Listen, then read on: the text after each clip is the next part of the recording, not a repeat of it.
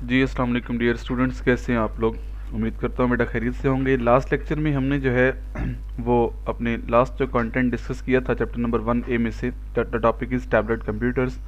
Now we will discussing about the hand held computers, या इन्हें hand held devices भी कहा जाता है।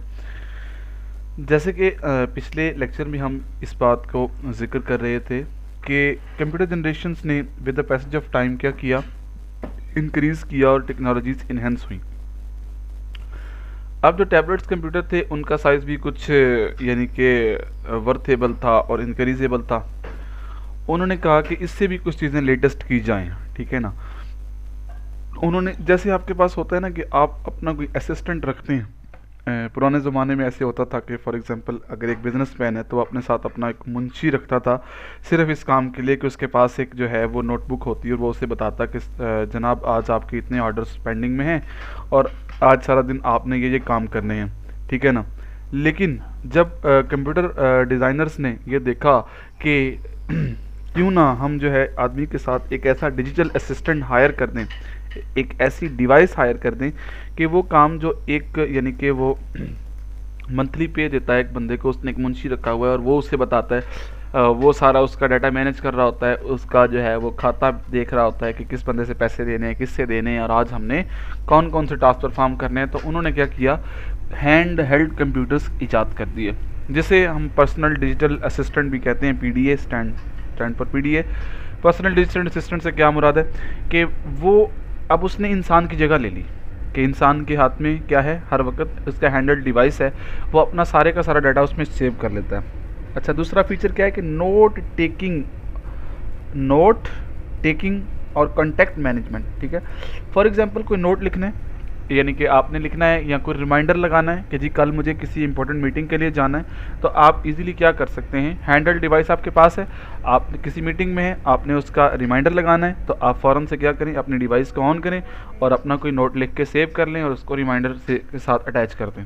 कॉन्टैक्ट मैनेजमेंट, फॉर एग्जांपल आप बाहर हैं, आपके पास कॉपी नहीं है, पेंसिल नहीं है, but you have a handle device, आप क्या कर सकते हैं, अपने कॉन्टैक्ट नंबर्स उनसे ले सकते हैं और उसके अंदर सेव कर सकते हैं। डाटा कैन सिंक्रोनाइज यहाँ पे कुछ थोड़ा सा मुश्किल लफ्ज़ है जो कि बिगिनर्स के लिए समझना थोड़ा मुश्किल होता है, लेकिन ये जो लफ्ज़ है ये कंप्यूटर आर्किटेक्चर में बहुत ही कॉमनली यूज़ होता है और बार बार हम जो है इसे यूटिलाइज़ करते हैं। सिंक्रोनाइज का मतलब ये है कि जोड़ देना, आपस में दो चीज़ों को मिला देना, इसे हम कहते हैं सिंक्रोनाइजेशन करना।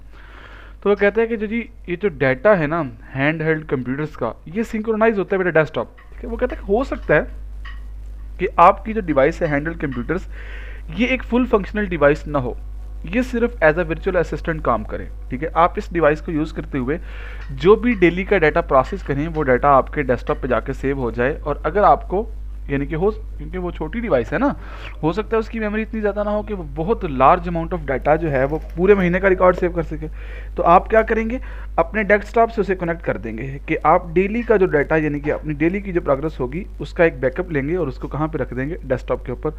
और उस डाटे की अगर आपको कभी ज़रूरत पड़ेगी, क्योंकि वो जो है वो डिवाइस जो है आपकी, वो क्या होगा, वो सिंक्रोनाइज होगा डेस्कटॉप से, तो आप कभी भी डाटा जो है वो यानी कि माजी का जो डाटा है, यानी कि जो आपका पास डाटा है, वो आप किससे ले सकते हैं, डेस्कटॉप से ले सकते हैं। ठीक हो गया बेटा।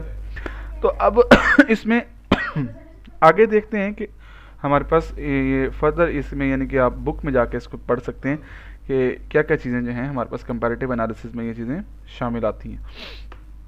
तो यहाँ पे बच्चे ये हैंडल डिवाइसेस हैं कि handheld personal computers are computing devices small enough to fit in our hand, ठीक है जी। यानी कि ये स्मॉल एक छोटी सी हैंडल डिवाइसेस हैं जो कि क्या करती हैं, फिट आ जाती हैं हमारे किसमें, हमारे हैंड के अंदर, हम उन्हें आसानी से टच कर सकते हैं, पकड़ सकते हैं। और वो जो डिवाइस है अब हमारे साथ क्या है, लाइक आ असिस्टेंट, वो हमारे साथ हायर हुई है और हम अपने डेली रोज़मर्रा के कुछ रूटीन्स, कुछ नोट्स और डेली के जो हमारे पास जो कंटेंट्स हैं, जो कॉन्टेक्ट्स हैं, उन्हें हम यानी कि स्टोर कर सकते हैं, उन्हें हम यूज़ कर सकते हैं। ये सारी जो कैटेगरीज है, ये आप अगर हेडिंग देखें तो हेडिंग हमारे पास एक ही चल रही है, कौन सी जी, computer for personal individual use, कि ये कंप्यूटर के सारे हम क्या पढ़ रहे हैं, पर्सनल यूजेज पढ़ रहे हैं कि पर्सनल यूजेज के लिए कंप्यूटर आर्किटेक्चर में कौन कौन से कंप्यूटर्स बनाए गए जिसके अंदर हमने ये सारी टाइप्स जो है उनको डिस्कस किया। उसके बाद हमारे पास आगे एक बड़ी ही वेल नाउन किस्म की टाइप जो किसी तारीफ की मोहताज नहीं है, मेरे ख्याल से मुझे इसको बहुत ज़्यादा एक्सप्लेन करने की भी ज़रूरत नहीं पड़ेगी। Smartphones, hybrid of cell phones and PDA, web surfing and the email access. तो आपके पास आपका जो एंड्रॉयड मोबाइल है, मोबाइल फ़ोन है, वो भी क्या है, एक वर्चुअल असिस्टेंट भी है, और वो उससे मच से मोर देन है। आजकल अगर आप देखें ना कि आपके जो मोबाइल हैं वो बेटा कितने पावरफुल हो गए हैं, ठीक है। उसमें 8 GB तक रैम है, उसमें 1 to 8 गीगाबाइट्स तक उसके अंदर मेमोरी मौजूद है, और जो है आपके पास 8 to 16 गीगाबाइट रैम अवेलेबल है, यानी कि मेमोरी अवेलेबल है। तो मींस के वो बड़े हैवी किस्म के कंप्यूटर्स हैं, एक स्मार्टफोन्स के यानी कि शक्ल में आपके पास मौजूद हैं। आप उनसे सारे काम ले सकते हैं। अब देखें आगे हमारे पास है जी नेटवर्क कंप्यूटर सर्वर्स। कि नेटवर्क सर्वर्स क्या होते हैं? देखिए सबसे पहले तो हम नेटवर्क सर्वर के लिए हमें थोड़ा सा अपने डायग्रामेटिकल वर्क का हिस्सा लेना पड़ेगा। कि फॉर एग्जांपल मैं ये कहता हूँ कि ये मेरा एक कंप्यूटर है और मैं इसे सर्वर कंप्यूटर बना देता हूँ, ठीक है ना जी। अब देखिए ना सर्वर कंप्यूटर होता क्या है, सबसे पहले तो आप सिंपल ज़ुबान के अंदर इसका मतलब समझें। सर्वर कंप्यूटर बेटा एक ऐसा कंप्यूटर होता है जो कि बहुत ही पावरफुल डिज़ाइन और बहुत ही पावरफुल हार्डवेयर रखता है, ठीक है। और ये इस कैपेबल होता है कि अगर ये किसी को सर्विस प्रोवाइड करना चाहे तो ये कर सकता है। फॉर एग्जांपल ये अगर चाहे कि जी इस सर्वर की कैपेसिटी ये है कि ये 10 यूज़र्स को, ठीक है, जो इसके यूज़र्स कहेंगे डेफिनेटली वो क्या कहलाएंगे, वो क्लाइंट कहलाएंगे, ठीक है। और ये उन इस क्लाइंट का फॉर एग्जांपल ये क्लाइंट 1 है तो ये क्या है, ये इसका सर्वर है। सेम ऐसे बेटा हमारे पास नेटवर्क सर्वर का कॉन्सेप्ट है कि नेटवर्क सर्वर्स क्या होते हैं कि जो हमें इंटरनेट की सर्विसेज प्रोवाइड करते हैं। देखें ना आप अपने घर में एक इंटरनेट लगवाते हैं, वो क्या कर देते हैं, आपके घर में एक छोटी सी मॉडेम डिवाइस जिसे आप क्या किसका नाम देते हैं जी, जिसे आप राउटर का नाम देते हैं कि ये हमारा राउटर है, ये लगा के देते हैं और क्या कहते हैं जी कि आपका इंटरनेट चालू हो गया। बेसिकली उसमें कभी आपने सोचा है कि उसका प्रोसेस क्या होता है, वो आपको कैसे इंटरनेट देता है? तो बेटा उसमें सिंपली ये है कि वो एक वायर लगा देते हैं जिसे हम लैन केबल कहते हैं, ठीक है। वो वायर जो है वो जहाँ से यानी कि बाहर किसी खंबे के ऊपर उनका कोई कनेक्शन लगा होता है, वहाँ पे उनकी डीपी लगी होती है, तो वो वायर उस हब में जाकर लगा देते हैं, ठीक है। तो अब वहाँ पे आपके राउटर तक इंटरनेट की जो ट्रैफिक पहुँच रही है, बेसिकली उनकी जो तमाम हब्स होती हैं वो कनेक्टेड होती हैं किससे, उनके नेटवर्क के सर्वर से, ठीक है। तो वो जो नेटवर्क सर्वर है वो इन तमाम यूज़र्स को क्या कर रहा होता है, यानी कि वहाँ से नेटवर्क की ट्रैफिक आ रही होती है इस हब के अंदर, जो हब उन्होंने यहाँ पे लगाई होती है। जैसे आप लोगों ने बाहर देखा होगा कि आपके घर के बाहर ये बिजली के खंभों के साथ सम टाइम वो डीपियाँ लगा के जाते हैं, जिसके अंदर क्या होती है, एक डिवाइस होती है सिंपली, ठीक है। उसको हम हब कहते हैं, नॉर्मली हब लगाते हैं ये लोग, ठीक है ना। हब के अंदर क्या होता है, बहुत सारी लैन पोर्ट्स होती हैं, ठीक है। तो वो जो आपके घर से जो तार गई है, जो आपके राउटर में लगी हुई है, वो जाके किस में लगा देते हैं, उसकी लैन पोर्ट के अंदर, और यहाँ से राउटर की वैन पोर्ट के अंदर वो वायर लगती है। तो क्या होता है कि नेटवर्क सर्वर से आप कनेक्ट हो जाते हैं, ठीक है। इसका मतलब ये है कि वो जो नेटवर्क सर्वर है, वो जो सर्वर कंप्यूटर है, वो क्या कर रहा है, वो आपको क्या कर रहा है जी, सर्विसेज प्रोवाइड कर रहा है। तो अब हम इसको ज़रा पढ़ते हैं, हमें इसकी फंक्शनैलिटी काफ़ी हद तक समझ आ चुकी है। सेंट्रलाइज कंप्यूटर, ये सेंट्रलाइज डेफिनेट बात है। सेंट्रलाइज का क्या मतलब है कि ये देखें, ये क्लाइंट 1 है, यहाँ पे क्लाइंट 2 हो सकता है, यहाँ पे क्लाइंट 3 हो सकता है। ऐसे ही अब जब एक आपके मोहल्ले में जो इंटरनेट सर्विस प्रोवाइडर है, उससे किसी एक ने तो इंटरनेट का कनेक्शन नहीं लिया ना, बहुत सारे इंटरनेट के कनेक्शन उसने दिए होंगे, बहुत सारे घरों में दिए होंगे। तो वो सारे के सारे क्या हैं, वो उस सर्वर कंप्यूटर के क्लाइंट हैं। तो वो जो वाला जो सर्वर, वो जो कंप्यूटर है, वो क्या हो गया, वो फिर सेंट्रलाइज्ड हो गया, यानी कि वो एक सेंट्रल लोकेशन पे है और बाकी तमाम उसको एक्सेस कर रहे हैं और उससे सर्विसेज ले रहे हैं। अदर कंप्यूटर्स कनेक्ट, ठीक है जी, हमने देख लिया। Provide access to network and resources, वो कह रहा है कि ये सिर्फ नेटवर्क की एक्सेस नहीं देता, हो सकता है कि अब इस रिसोर्सेज की बात को समझने के लिए हम इसको थोड़ा सा और एक्सप्लोर कर लेते हैं। कि देखें आपके पास ये एक नेटवर्क सर्वर है, अब आपके पास क्या है कि ये पूरे का पूरा एक इन्वायरमेंट है, ये एक बैंक के अंदर आप बैठे हुए हैं, ठीक है। इस बैंक के अंदर क्या है, 10 लोग बैठे हैं, कैशियर बैठा है, मैनेजर बैठा है, उनके पास एक सॉफ्टवेयर यूज़ हो रहा है, ठीक है ना। अब प्रिंटर एक है, ठीक है, पूरे बैंक में एक ही प्रिंटर होता है और वो प्रिंटर किससे होता है, नेटवर्क सर्वर से कनेक्ट होता है। तमाम ये जो मैनेजर बैठा है, कैशियर बैठा है, किसी को भी अगर पूरे नेटवर्क के अंदर प्रिंटर की ज़रूरत होती है तो प्रिंटर क्या है, इस नेटवर्क का एक रिसोर्स है, ठीक है।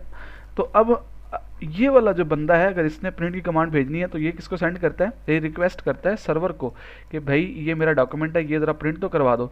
ये देखता है कि क्या प्रिंटर फ्री है, अगर तो प्रिंटर हुआ फ्री तो ये उसको असाइन करता है और इसका टास्क परफॉर्म कर देता है, और अगर देखता है कि प्रिंटर बिजी है तो ये उसको रिक्वेस्ट असाइन नहीं करता और ये क्या कर देता है, उसकी रिक्वेस्ट को डिनाई कर देता है, ठीक है ना जी।